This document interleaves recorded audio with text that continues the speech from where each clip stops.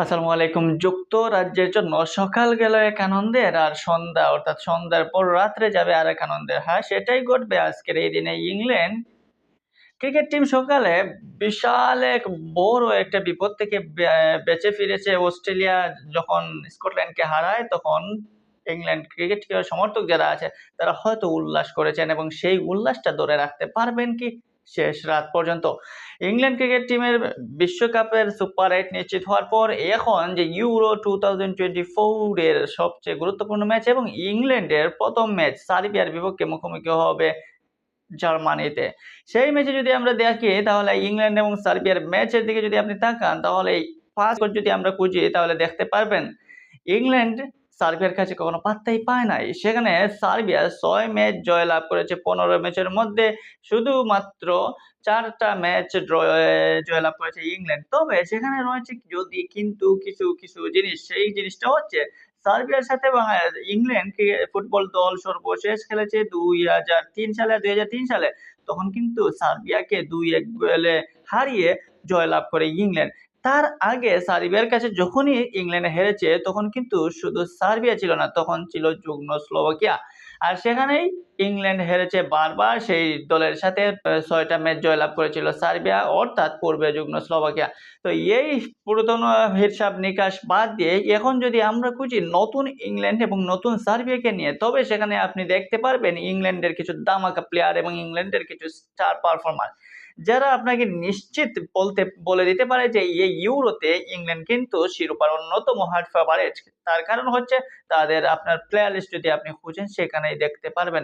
গোলকিপিং এ রয়েছেন পিকফোর্ডের মতো পরীক্ষিত গোলকিপার, সাথে স্ট্রাইকারে যদি দেখেন, তাহলে সেখানে রয়েছেন গর্ডন, এমনকি হ্যারি কেইন, যে হ্যারি কেইন ইংল্যান্ডের বর্তমান সময়টা অন্যতম সেরা স্ট্রাইকার, এবং ইংল্যান্ড যার পর ভরসা খুঁজে গোল নিতে। তো ইংল্যান্ডে হ্যারি কেইন, গর্ডন ছাড়াও যারা রয়েছে তারা কিন্তু আপনাকে হতাশ করবে না। ওয়াকারের মতো মিডফিল্ডার ডিফেন্ডার রয়েছে। মিডফিল্ডে রয়েছে সাকা, যে সাকা কিন্তু ইংলিশ লিগে দাপিয়ে বেড়ান এবং ইংলিশ লিগের বর্তমান সময়ের অন্যতম সেরা মিডফিল্ডার। ইংল্যান্ডের প্লেয়ার লিস্ট বলেন, ইংল্যান্ডের বর্তমান পজিশন বলেন, ইংল্যান্ড যে রিসেন্টলি যে পারফরম্যান্স, সেই পারফরম্যান্স বলে যে ইংল্যান্ডের এই টিমকে সার্বিয়া হারাতে পারবে না। তবুও যেহেতু ফুটবল খেলা, ফুটবলে শেষ মিনিট পর্যন্ত ধরে রাখতে হয়, আর শেষ মিনিট পর্যন্ত যে ধরে রাখতে পারবে সেই জয়লাভ করবে। তবে সেখানে যদি সার্বিয়া কোনো অঘটন ঘটায়, তাহলে তো বলাও যায় না। তাছাড়া সার্বিয়ার বর্তমান পারফরম্যান্স যদি আপনি বুঝেন, তাহলে দেখবেন রিসেন্টলি 5 যে 1টা ম্যাচ খেলেছে সার্বিয়া, লাস্ট 1st ম্যাচের মধ্যে তারা ৩টি জয় রয়েছে। সেই জয় তাদের আত্মবিশ্বাস নিয়ে এসেছে, এবং তাদের যে প্রিভিয়াস যে রেকর্ড রয়েছে, সেই রেকর্ড হয়তো সার্বিয়াকে দেবে অনেক কিছু। সার্বিয়াকে হয়তো বলে দিতে পারে যে ইংল্যান্ডকে হারাতেই পারবে। সুতরাং ইংল্যান্ডকে হারানো অসম্ভব কোনো কিছু নয় সার্বিয়ার জন্য। তাছাড়া ইংল্যান্ডের যে যদি আপনি মিডফিল্ডে আর্নল্ড বা সার্বিয়ার যে কয়েকজন প্লেয়াররা রয়েছে, তারাও কিন্তু ইংলিশ লিগ দাপিয়ে বেড়ান, এবং তারা কিন্তু বর্তমান সময়ে পারফরম্যান্সের মধ্যেও রয়েছেন, এবং তাদের পারফরম্যান্স বলে যে তারা পারবে তারা ইংল্যান্ডকে কুপোকাত করতে। কিন্তু ইংল্যান্ড এই টিম ইউরোতে যারা এসেছে শিরোপার অন্যতম দাবিদার, যেমন ফ্রান্স, জার্মানি কিংবা পর্তুগাল বা ইতালি, স্পেন, তাদের সাথে কিন্তু ইংল্যান্ডের নামটা উচ্চারিত হবে প্রথম আকারে। আর সেই হিসাবে বলাই যায় যে ইংল্যান্ড ফুটবল টিম এবার জয়যাত্রা শুরু করুক। ইউরোতে সার্বিয়াকে হারিয়ে, সেটাই চাইবে ইংল্যান্ডের ফুটবল প্রেমী মানুষরা।